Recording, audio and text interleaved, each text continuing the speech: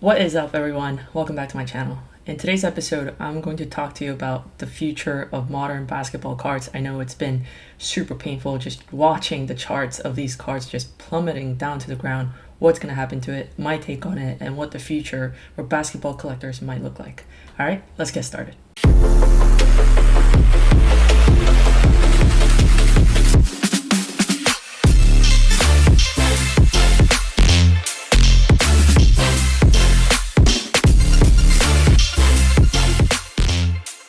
Before we get started, this video was only possible thanks to MySlabs. MySlabs is a wonderful place where you can buy and sell graded slab cards, NFTs, comics, and also waxes as well. MySlabs is the home of the 1% fee for sellers. That's absolutely insane compared to some of the fees that you have to pay when you consign your cards or when you sell directly on eBay. Those fees are astronomical. So MySlabs is a great place where you can trade with very little fees. And right now, MySlabs is having a holiday Instagram giveaway. Check them out. Right now, they're giving away the 2012 Panini Prism Steph Curry PSA 10 Gem Mint on a random drawing basis. So make sure to go check out MySlabs, try buying something there, try posting something on there for sale, and make sure to sign up for their giveaway. Alright, so in today's video, we're going to talk about modern basketball cards specifically and my take on the future of these cards. I could be completely wrong, but this is my take on it. In general, what we are seeing in the card market right now is a bifurcation of low-end cards and high-end cards. How I'm defining low-end and high-end is very loose. Essentially, anything under $500 to $1,000, I would consider that low-end. I mean, that's ridiculous even to just say that because I'm sure that's a month of rent in most of places in US, I think. And high-end, I would consider anything above 5 digits or even maybe 50K or above. That, again, is ridiculous that something of this size is going to be worth more than that, for most of these high-end cards. Anyways, irrespective of those definitions, let's just kind of, bifurcate those two things. And the characteristics of each of those segments is very clear. So in the low end, we have high population meaning there's just a lot of cards out there. So that's something that we've seen in the junk wax era. I mean, I personally didn't see junk wax era because I wasn't in the hobby for that, but that's what I'm listening, that's what I'm hearing, that's what I'm reading about the junk wax era, is that there was just an over circulation of supply into the market that the demand couldn't catch up to the supply. And I'm sure that's pretty self-explanatory. Another characteristic of the low-end cards, and it's related to characteristic number 1, is that it is not rare because there's more supply than demand can consume. The card just simply is not rare. For me to go out and buy a base modern basketball card is going to take me maybe a minute or 2 minutes, right? It could be on eBay, it could be in person, it could be at a shop, but they're always going to be there. So it's more purely for collection, right? You love this player, you love this sport, so you just go and buy it, not really looking to maximize your ROI or making it as an investment, but you just find joy in collecting modern basketball cards. That's full stop. That's it. There's really no potential for it to 2x, 3x, 4x like we've seen. What we have seen in March 2020 and onwards for about a year is an absolute outlier, in my opinion, over the course of these cards' lifespan. What I mean by that is because of the influx, just the ridiculous amount of people coming into the market, to the addressable market, including myself, right? I entered the market at that time. The supply could not catch up with the demand. There were new people coming in. Every time I was doing a deal, they would mention that they entered the market in March, April, June.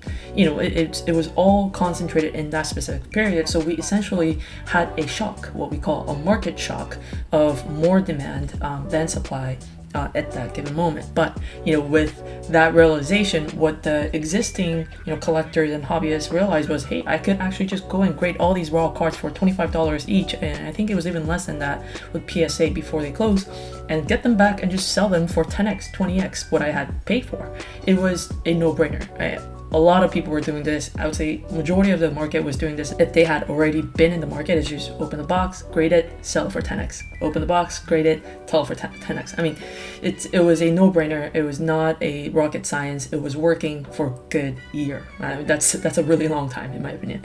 But ever since then, obviously supply has caught up with demand, like I mentioned, and we're just seeing the plummets of these cards. And it doesn't help that some of these modern basketball players are doing terrible. I mean, some of them are not even playing games, like Zion. And Luka, as great as he is, I really respect him and really have high potential of what a great basketball player he will be. Dallas is kind of quiet this year. So it doesn't help that these players are injured, they're not playing well, the teams are not doing well, they're not championship contending. It's just awful, right? So not only is the supply greater than demand, but the expectation that we had of these players, these modern basketball players, have come far short from what we had expected. And that's another cause, I think, for the cards prices to be plummeting. And let me back that up with some actual, sales and prices of some of these cards. So right here, you're looking at Zion Williamson. He's not going to be playing for the rest of the season. I think it was just recently announced. A big bummer.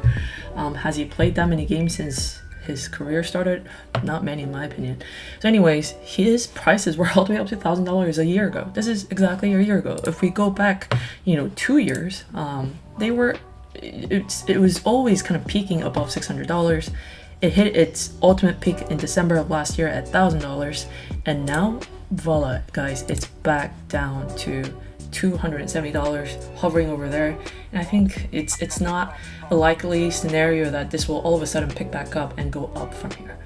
Guys, not playing modern basketball, there's literally 20,000 cards of these, just PSA 10. If we go to PSA 9, there's 16,000 of them. I mean, just PSA 10 and 9 combined, there's 36,000 cards of them out there.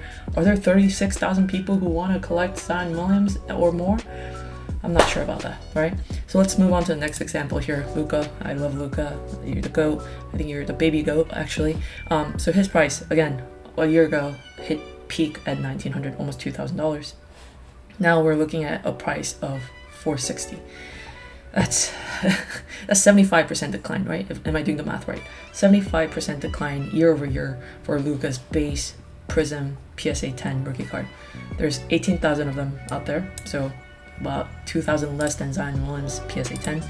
If you go to PSA 9, there's almost 14,000 of them. So again, a massive amount of supply, not as fast growing demand on this.